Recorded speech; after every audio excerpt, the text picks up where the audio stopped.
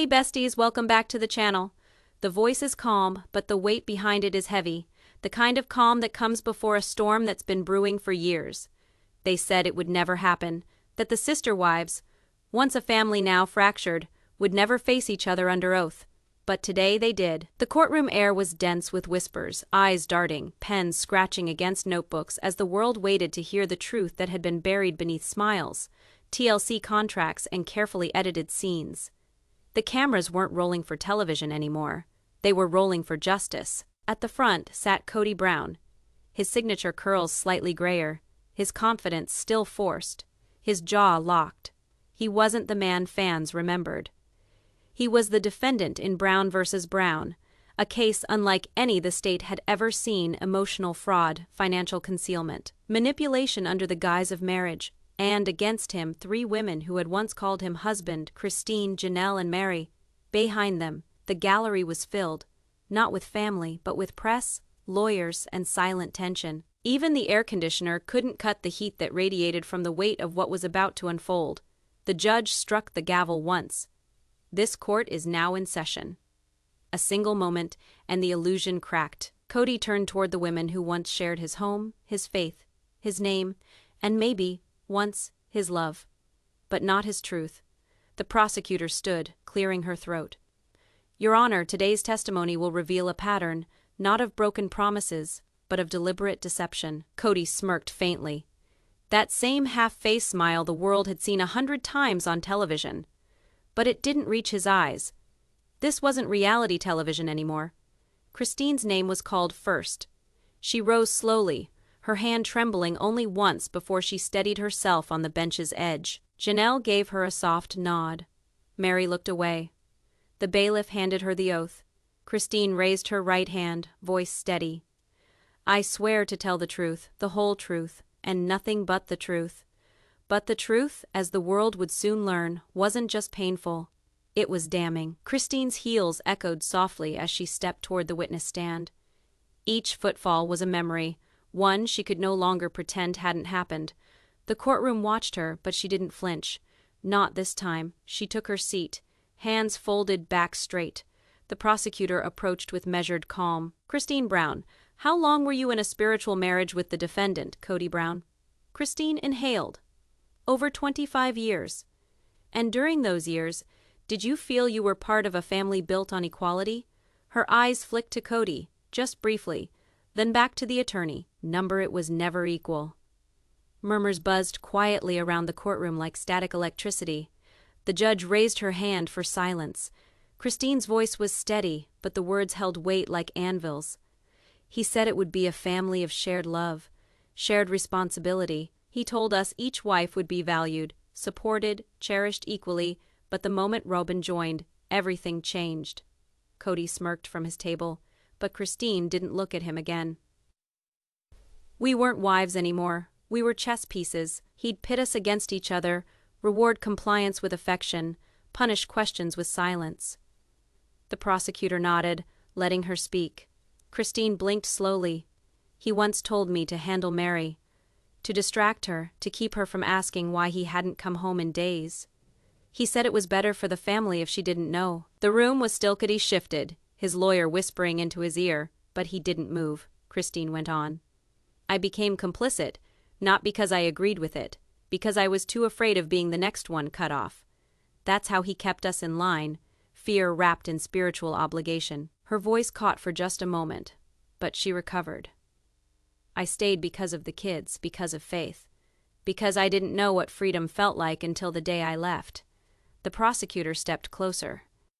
Christine, was there a specific incident that made you realize this wasn't love? Christine swallowed hard. She nodded. It was our anniversary. I waited at the table for 3 hours. Food went cold. My texts went unanswered. He walked in at 11 p.m., didn't say sorry.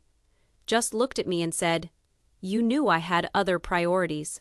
She looked directly at the judge now. That was the moment I knew I wasn't in a marriage. I was in a performance. Gasps rippled across the courtroom. Even Meri closed her eyes briefly. The prosecutor lifted a small printed page. Is this an email you wrote to Janelle and Meri before leaving? Christine nodded. Yes, The day I packed. Can you read the highlighted section? Christine's voice didn't shake. I can't raise my daughters to believe this is love. This isn't plural marriage, this is a dictatorship. Robyn gives the orders. Kody enforces them, and we just survive. A beat of silence followed. Then the judge leaned forward. Let's proceed. But no one moved. Because Christine had just peeled off the first layer of the mask, and there were many more to come, the judge gave a short nod. Next witness, Janelle Brown. A ripple of stillness passed over the room. Janelle stood, composed, but not unshaken. She had always been the calm one, the analytical one. But that day, she wasn't just Janelle the peacemaker. She was Janelle the witness. She walked forward slowly, her green blouse tucked neatly, hair pulled back with precision. There was no rage in her face, just resolve. She took the oath, voice barely above a whisper, but the room leaned in all the same. I swear to tell the truth, the whole truth, and nothing but the truth. And this time, she meant every word. The prosecutor approached gently. Janelle, you were in a spiritual marriage with Kody Brown for how long? Almost 3 decades. Would you describe it as emotionally supportive? Janelle exhaled through her nose. Not after the first few years, it became strategy, not connection. Kody shifted at the defense table, arms crossed tightly. But still, no words. Can you elaborate? Janelle nodded slowly. He managed the family like a CEO, not a husband. Every decision was filtered through image, control, or financial optics. When you questioned him, he'd shut you out. The prosecutor handed her a small photograph. Can you identify this? Janelle's lip quivered. Yes. It's from Gabriel's birthday, the year Kody didn't show. What reason did he give? She stared directly ahead. I don't celebrate pity parties. That's what he said to his son. Gasps. Not staged, not whispered. Real Christine put a hand over her mouth. Meri looked down, Janelle continued. More steady now. He told me we couldn't afford Maddie's college tuition, but later that same month, he moved $30,000 to a consulting firm he created with Robyn Desert Family Consulting. There were no services, just withdrawals. The prosecutor produced the document. Is this the transfer receipt? Janelle nodded. It was hidden until we subpoenaed his accounts. The judge motioned for the document to be entered into evidence. But that's not what broke me, Janelle added. The room froze again. It wasn't the money. It was watching my kids slowly realize they came second. Every time one of them asked where their dad was, I didn't know what to say, because the truth was he had chosen not to be there. Her voice cracked. That's what emotional abandonment looks like. It's not screaming, it's empty chairs at birthdays. Missed calls, quiet disappearances. The prosecutor stepped forward. Did you ever confront him? Janelle's eyes turned to steel. I asked him once why he hadn't called Savannah in 2 weeks. He said, she'll be fine, she has you. Tears welled behind her glasses, but she didn't let them fall. The judge raised a hand. We'll take a brief recess. But no one moved. Because in that courtroom, it wasn't just legal truth that was surfacing. It was the truth every wife had buried deep inside. And now it was breathing. The door opened, softly, slowly. But the shift in energy was immediate. Meri walked into the courtroom not like someone defeated, but like Omayan, who had been gathering her storm in silence for years. She wore a muted gray suit, her hair curled just enough to look composed but not polished. In her hands, clutched close to her chest, was a simple brown folder. No one had seen it before, but everyone would remember it after. She made no eye contact with Kody. Not because she couldn't, because she wouldn't. The room, which had just returned from recess, shifted once again. Christine sat tall, watching her. Janelle crossed her arms. Even Robyn, seated at the back, visibly tensed. The judge addressed her gently. Mrs. Brown, are you prepared to testify? Meri's voice was soft. I am, she approached the stand. The courtroom hushed so low, you could hear the rustling of someone uncapping a pen. The bailiff handed her the oath. Meri didn't hesitate. I swear to tell the truth, the whole truth, and nothing but the truth. She sat slowly, deliberately. As if each step was letting go of something she'd held inside for too long, the prosecutor stepped forward. Mrs. Brown, For how long were you in a spiritual and legal marriage with the defendant? 24 years married legally, longer spiritually. And during that time were you treated as an equal partner? Meri blinked slowly. Number, I was a placeholder, a shadow. I was the first wife, but the first to be replaced. Kody looked down, his fingers tapped the desk. Meri continued. He would say the right things in interviews, say we were unified, strong, blessed, but when the camera shut off, so did his love. The prosecutor approached her with a paper. Do you recognize this? Meri nodded. It's a therapy intake form from 2017. And who filled this section out? The prosecutor pointed. Robyn, Meri replied. She said she was helping me find my words. Christine and Janelle glanced at each other. Did you ask her to speak on your behalf? Meri's voice grew firmer. Number undefined, she insisted. Said I was too emotional to explain myself. And did the defendant, Kody, support that? Undefined. Meri nodded, a bitter smile behind her eyes. He said Robyn understood me better than I did, and I believed him because when someone repeats something enough, you stop questioning it. The prosecutor pointed to the folder in Meri's hands. May we enter that into evidence? Undefined. Kody's lawyer immediately stood. Objection, undefined relevance. The judge raised a hand. We will review it before it's admitted. Meri's hand shook, just slightly, as she passed the folder to the bailiff. And then she spoke. These are my journals. 7 years of them I was asked to be quiet, to keep sweet, but I was never okay. And these pages, they remember what I wasn't allowed to say out loud. The courtroom froze. Robyn stared forward, face pale. Kody's jaw clenched tight, as if grinding back a storm. The judge opened the folder. She scanned the pages. Her brow furrowed. Then she looked up. Please continue, Mrs. Brown. Meri's voice didn't waver this time. There's an entry about Christmas. The year he didn't come, he didn't call, he didn't explain. And when I asked him why, he told me to get my attitude together, like grief was an inconvenience. Someone in the courtroom gasped audibly. Meri breathed deeply. Another page talks about when Robyn told me to take a spiritual step back, that I was causing tension in the family, Kody agreed. I stopped attending dinners. Undefined slept alone. I stopped being his wife and became his problem. The judge leaned back, absorbing every word. And the courtroom, it was silent, but not empty. It was full of something heavier than evidence. Truth, and they were just getting started. The judge adjusted her glasses, slowly flipping through the folder Meri had submitted. Each page carried more than ink. It carried everything that had been silenced in that family for over a decade. She cleared her throat. The court will allow selected entries from these journals to be read into the record. Kody's attorney stood up again. Your Honor, we maintain our objection. The judge didn't flinch. Overruled. Let the record show these entries reflect first-hand emotional experience directly tied to the charge of emotional fraud. Christine reached for Meri's hand. No words. Undefined. Just a squeeze. Support, perhaps overdue, but not absent. The prosecutor approached the stand with one of the entries.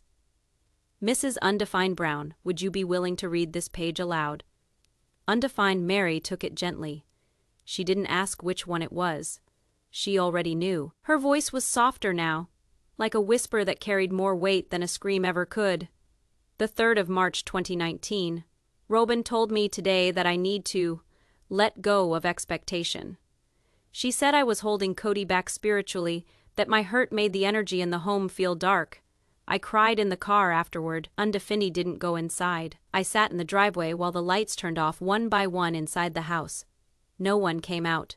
No one checked on me. That was the first time I realized I wasn't part of the family anymore. I was the tension they were trying to fix. A muffled sob broke from somewhere in the gallery. Robyn shifted in her seat, eyes locked forward, unmoving. The prosecutor turned the page. The 14th of November 2020, Kody missed our anniversary again. I asked him if we could at least go to dinner the following week. He said, and I quote, "That's not a good look right now. Robyn and I are in a better place, and I don't want to disrupt that energy. So I spent it alone." Undefined again. Another pause. And then a final entry was handed over. Meri hesitated, voice faltering just once. The 8th of February 2021, Robyn told me I needed to take a step back. Not for the family, but for the show, she said. The audience doesn't like conflict, they like resolution. That night, Kody told me I had become a liability. That TLC doesn't want wives who cry, so I smiled through another season. And I died a little more in silence. The room was motionless. Even the sound of air conditioning seemed distant, like the courtroom itself was holding its breath. Robyn finally blinked. Her lip trembled, just slightly. Kody leaned into his lawyer's ear, whispering furiously. But no one was looking at him now. They were looking at Meri, the first wife, the first believer, the first casualty, and this time she wasn't being asked to be quiet. The judge cleared her throat after Meri's final journal entry was recorded. Court will take a 10-minute recess before cross-examination begins. People stood slowly, unsure what to say, how to move. The air was heavy, thick with the kind of truth that couldn't be ignored anymore. Kody remained seated. His hands rested flat on the table, jaw tight, eyes blank. He didn't look at Meri, Christine, or Janelle. He didn't even look at Robyn. But just as the courtroom began to stir, the back doors creaked open. A woman walked in, sharp, black blazer, dark, rimmed glasses, short hair slicked back like a defense attorney. She clutched a clipboard to her chest and whispered something to the bailiff. All eyes turned. Even the judge's brow lifted. The bailiff made his way to the bench, whispering urgently.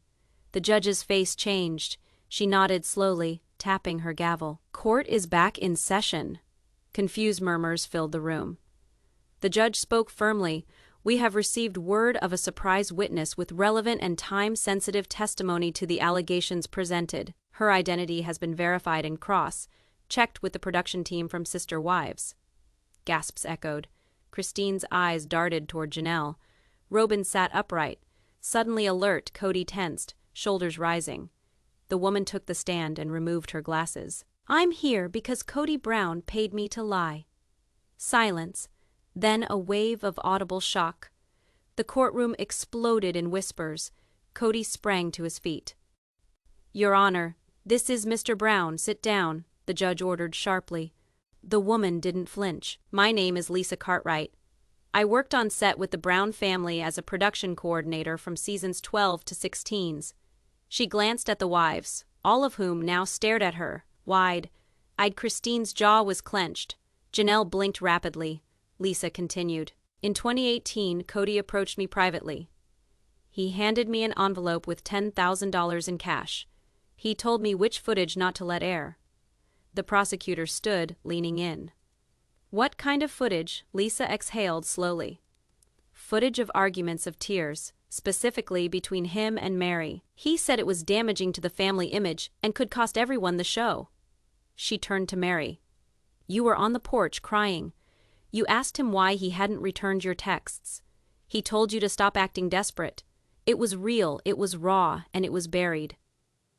Meri's eyes welled. She covered her mouth. Lisa wasn't done. There was also footage of Robyn coaching Meri before an interview, telling her not to mention the separation.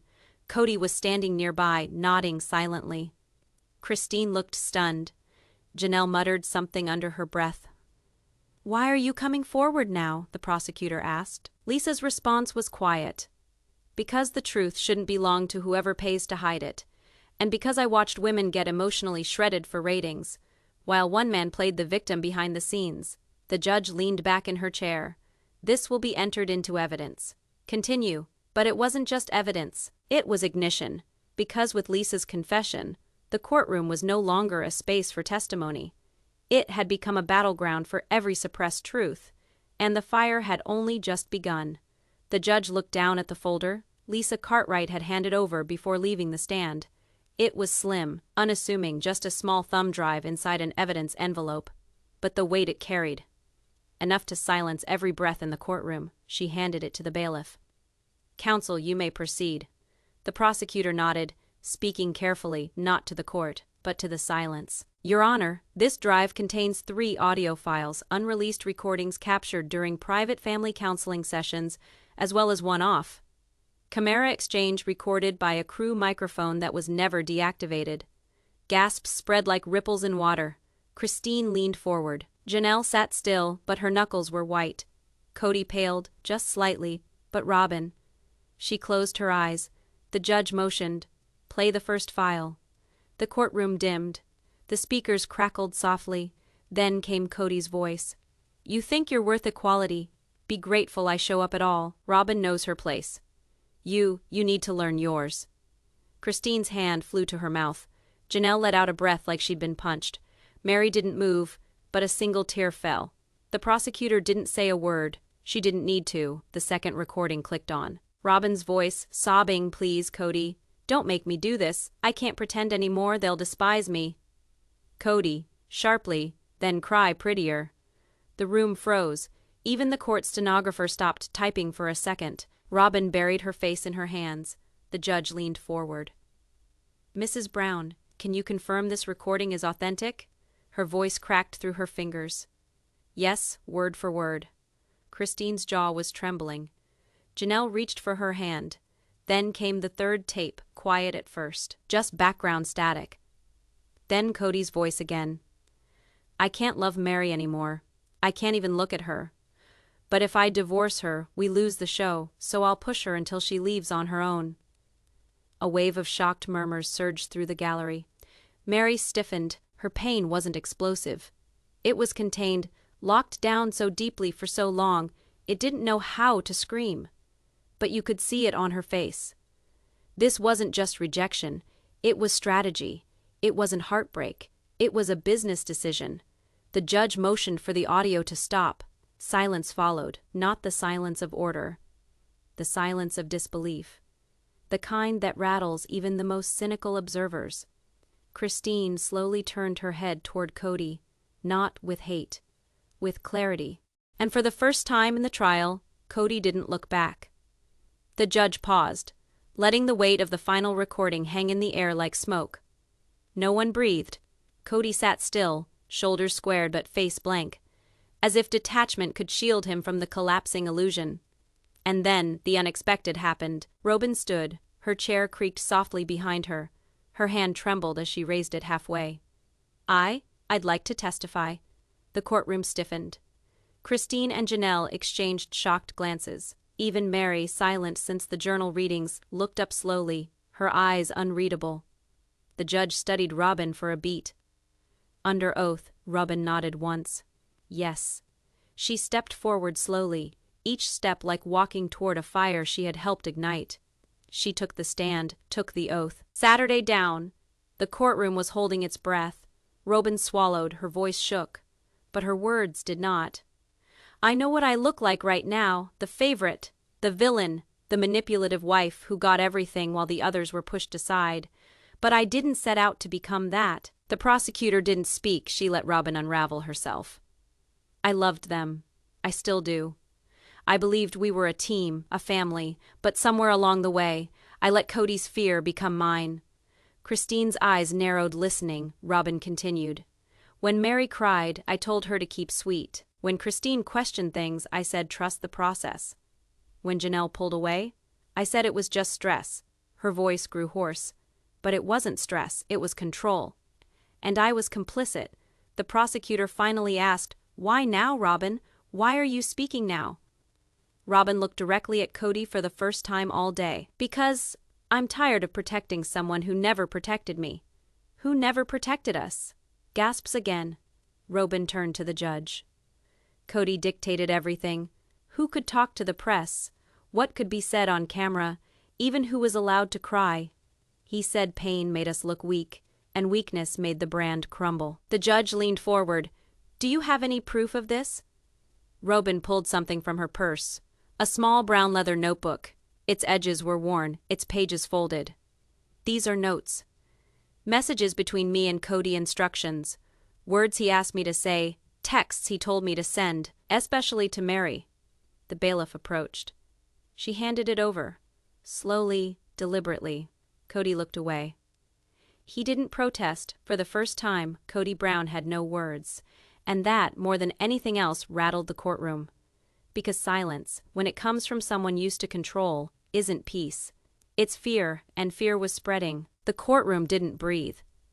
Not when the bailiff approached the judge, not when she peeled open the first page of Robyn's worn leather notebook. Not even when Kody Brown flinched, just slightly at the sight of it.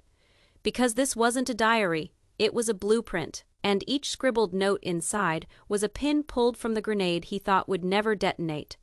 The judge scanned the first few pages. Her expression changed. Brows pulled low, jaw tightened. She looked up. This court will allow this notebook to be entered into evidence.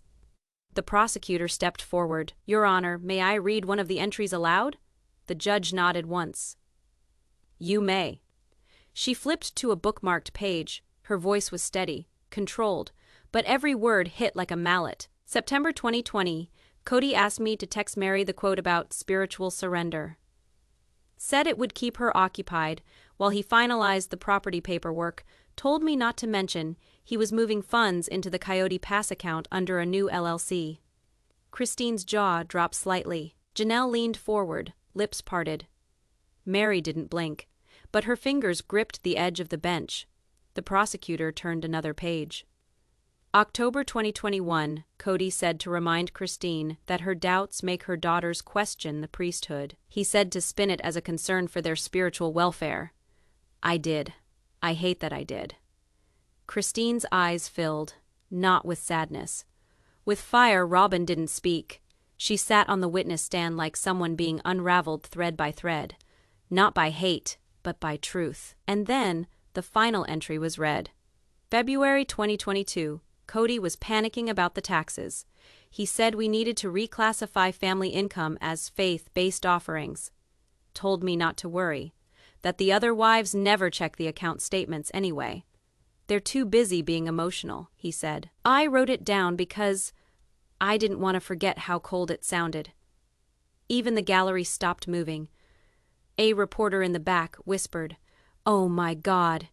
Kody's hand slammed against the defense table. That's not what I said. The judge banged her gavel. Order. Robyn didn't look at him, not once. The judge continued flipping pages quietly, her brow more furrowed with every turn. This wasn't just manipulation. It wasn't just betrayal.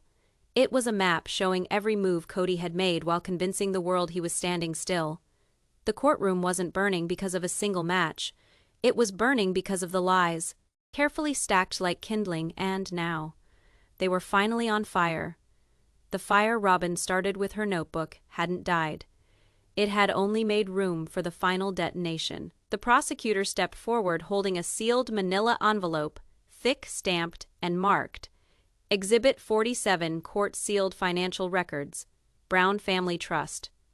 The room stiffened, not because of what might be inside, but because everyone suddenly knew, deep down, that what was inside could not be denied. The judge opened the envelope slowly. 3 pages, printed in black and white, but they read like blood. She scanned the top sheet, and her face shifted, slowly, unmistakably, from detached professionalism to grim understanding. Proceed, she said quietly. The prosecutor held up the first document. In the last 8 years, Mr. Brown established 3 LLCs, Desert Family Consulting, Unity Strategies, LLC, Zion Forward Holding Sol were listed as faith-based family ventures. But none had tax filings, no clients, undefined no services, just deposits. She flipped the page. The total diverted amount, $417,000, all sourced from joint family income, show residuals, and shared property equity. The beneficiaries, undefinedly, 2 names, Kody Brown and Robyn Brown. The courtroom didn't erupt, it sank, as if the entire room dropped 6 feet underground in unison. Meri blinked, stunned. Janelle whispered, "Oh my God!" Christine gritted her teeth. Robyn stood from her chair, visibly shaking. "I didn't know, undefined," she cried. "He told me it was for the kids." Joint accounts. Undefined. But the prosecutor didn't pause. She walked to the monitor and displayed a document. Bank transfer authorization. Unity Strategies, LLC signatories. Kody Brown, Faye Robyn Brown. Date the 12th of August, 2021. Amount, $50,000 memo. Asset shielding. Family restructure. Robyn's knees buckled. Christine gasped. Undefined, that was the week he told me we couldn't afford Truly's school books. Janelle's voice shook. He said we were tight on groceries that month. Meri didn't say a word, but her silence was louder than screaming. The prosecutor stepped back. Your Honor, this is not just financial mismanagement. Undefined thesis is deception. Kody finally stood. This is being twisted, undefined, misrepresented. But the judge was already speaking over him. This court recognizes willful concealment of marital and communal assets. Robyn sat down again, slowly, like her body no longer belonged to her. And Kody, he didn't sit. He slumped. Because for the first time in his life, no amount of charm, strategy, or manipulation could hide what the numbers said. Numbers don't perform. They reveal, and what they just revealed, undefined, was the truth that made everything else undeniable. The courtroom had changed. Not physically, but emotionally, psychologically. What began as a family hearing had morphed into something far more rare, a reckoning. Kody sat still. Not by choice, but by collapse. His control, once invisible but absolute, had been peeled away like old wallpaper, exposing everything beneath. And then the prosecutor said 4 words. "Christine, please return to testify." She stood. Not like someone asked to speak, but like someone called. Her footsteps were silent this time. Not hesitant, purposeful. She walked to the stand, raised her right hand. "I swear to tell the truth." And then she looked at Kody, not like a wife, like a witness. The prosecutor stepped forward, but gently now. "Christine, in light of the recent financial disclosures and the entries from Robyn's notebook, do you have anything you wish to add?" Christine nodded. "Only once? Yes, I do." She inhaled slowly, the kind of breath someone takes before they finally put down a weight they've been carrying for decades. "For years I played along. I followed the rules. I kept sweet. I made myself smaller, quieter, gentler, not for love, but for permission. Permission to be seen, to be heard, to be chosen." The room was silent. Everyone was listening now, not just legally but emotionally. And every time I stood up for myself, he told me I was dividing the family, that I was teaching my daughters to rebel, but what I was actually doing was trying to survive. The prosecutor offered her a printed email. "Is this the one you sent to Meri and Janelle before you left?" Christine looked at it, then read it aloud, slow but unwavering. "This is not plural marriage. This is a dictatorship wrapped in religion. Robyn gives commands, Kody makes us obey, and the rest of us, we suffer." The gallery murmured again. The prosecutor continued. "Did Robyn ever say anything to you regarding Kody's intentions about Meri?" Christine's hands trembled now, but her eyes didn't blink. "Yes, she told me, quote, Kody wants Meri out, but he's afraid of the fallout, so he's just waiting for her to quit first." Gasps, real ones.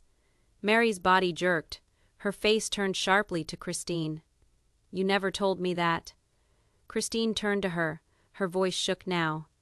"I thought I was protecting you. I thought, if I told you, it would destroy you more than he already had." She paused. "But I was wrong, because the real damage wasn't the lie. It was the silence between us."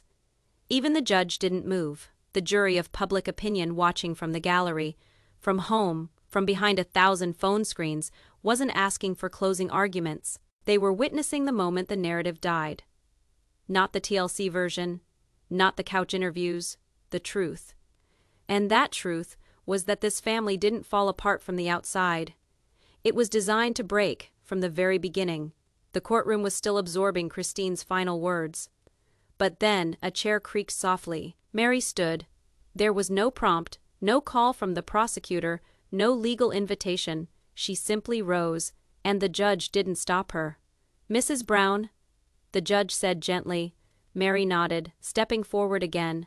Not like a victim, not like a witness, but like a woman who had carried too much silence for too long, and still found it within her to speak one more time. She stood behind the microphone. The room leaned in. Meri looked around, at Christine, at Janelle, at Robyn, and finally at Kody. "When I filed this case, I didn't know what I wanted. I just knew what I couldn't carry anymore." Her voice cracked, but it didn't break. I didn't want revenge. I didn't want to destroy anyone. I wanted truth. I wanted peace. She turned her gaze to Kody, and for the first time during the entire trial he looked up. His eyes were hollow, his expression unreadable. I loved you more than I should have. I defended you when I shouldn't have. I smiled for cameras when I wanted to scream, and in return, I was erased. A tremor ran through the room. But then, Meri did something no one expected. But I forgive you. The words hit like thunder, not because they were loud, but because they landed in the quietest corner of the courtroom. His conscience. Kody's lips parted slightly. No sound came out. Christine blinked, stunned. Janelle lowered her head. Even Robyn, now sitting further back than before, quietly wept. Meri continued. Not for you. For me, because I refuse to carry this bitterness into the next chapter of my life. You broke something sacred, but you don't get to keep my healing. She looked at the judge. That's all I needed to say. Then she stepped back. But as she passed Christine and Janelle, they both reached for her without hesitation. 3 women, 3 stories. One shared history. That was no longer theirs to bear alone. And behind them, Kody sat still. For the first time in 4 days, he looked small. Because when power is taken from a man used to having it, it doesn't fall, it disappears. The judge returned to the bench with solemn eyes. Behind her, the courtroom had transformed. Reporters leaned forward, phones in silent recording mode. Audience members sat still. Not because of rules, but reverence. On one side, Christine, Janelle, and Meri side by side for the first time in years. No longer fractured, no longer cautious, just present, undefended together. On the other side sat Kody Brown, alone. No lawyers speaking for him now, no wives shielding him, just him and the consequences. The judge shuffled a stack of papers. After 4 days of testimony, exhibits, and witness accounts, this court has reviewed the claims of emotional fraud, financial misrepresentation, and breach of communal trust. She looked directly at Kody. Mr. Brown, your pattern of conduct, emotional manipulation, financial concealment, and calculated alienation was not merely negligence. It was intentional. It was orchestrated. And it caused measurable harm to the women who stood by you, believed in you, and sacrificed for you. He didn't move, didn't flinch, didn't blink. Just sat there as the final wall around his reality crumbled brick by brick. The judge continued. This court finds sufficient evidence of willful emotional misconduct, psychological coercion, and financial concealment under the standards applicable to spiritual partnerships recognized by this court. Christine let out a breath, part relief, part mourning. Janelle closed her eyes. Meri didn't react. She was past the point of needing validation. Meri Brown is hereby awarded $192,000 in compensatory damages based on financial damages supported by forensic accounting. Additionally, Mr. Brown is prohibited from using the likeness, name, image, or private communications of Meri Brown, Christine Brown, or Janelle Brown in any future media ventures without written consent. A tidal wave of whispers surged through the gallery. The judge leaned in once more. This verdict does not carry criminal sentencing, but in the court of emotional justice, it is binding, and it is final. The gavel struck. One last time. Kody didn't yell, didn't argue, didn't stand. He just sat frozen like a man who had orchestrated an entire world, only to find himself trapped inside it. A world no longer broadcast, no longer controlled. Because now, the story didn't belong to him anymore. The judge's gavel echoed, a sound that didn't just close a session but sealed a chapter of history. Cameras clicked behind the courtroom glass. But they weren't pointed at Kody anymore. They followed 3 women walking out together, step by step, no longer as his wives, but as their own people. Christine, Janelle, and Meri didn't speak at first. They didn't need to. There was a quiet understanding, one forged in years of silence, and now born again through shared truth. Robyn followed a few steps behind, a compact notebook still clutched in her hand. Her mascara had long run down her cheeks, but she didn't wipe it off. She walked alone, not for shame, but because she finally accepted her part. As for Kody, he didn't exit with them, didn't speak to the press, didn't storm out. He sat for several long minutes after the courtroom emptied, staring at the now vacant witness stand. No wives, no power, no version of the truth left to control. Only memory. And memory doesn't edit well? The media swarmed, but the women didn't flinch outside. The headlines hit like sparks. Sister wives' trial ends with emotional verdict. Janelle speaks out. We were stronger apart than pretending together. Meri's forgiveness goes viral. Kody ordered to cease all use of wives' images in media. But inside the car that pulled away from the courthouse, there were no interviews, no rehearsed sound bites. Just 3 women sitting in hard-won silence. The kind of silence that didn't feel like oppression anymore. It felt like peace. Weeks later, Christine was seen moving into a modest but warm home with white siding and wildflowers blooming near the porch. Janelle launched a mentorship group for women transitioning out of religiously polygamous families. She called it Quiet No More. Meri, she disappeared from social media for a while. Until one day, she posted a photo, a small log cabin in Montana, surrounded by trees, with a caption that read, "Home undefined not because of who's in it. Undefined but because of who I finally became inside it." Robyn, she stayed quiet. No interviews, no statements. Just a quiet move to Utah, alone. Some said she took a job at a counseling center. Others said she simply needed time. But she was no longer the shadow behind the throne. She was just a woman rebuilding, and Kody undefined. No more confessionals, no more spotlights. The network released a quiet statement. We will no longer be filming future episodes of Sister Wives. The story for us has ended. But the truth, the story didn't end. It was just taken back by the women who lived it. And now, the final question is yours. Did Kody ever truly love them, or did he only ever love control? Undefined was Robyn's decision to testify an act of courage or survival. Undefined, and most of all, what would you have done in Meri's place? Let me know in the comments. I read every single one, because in a world full of voices that once spoke for them, it's time we finally hear theirs.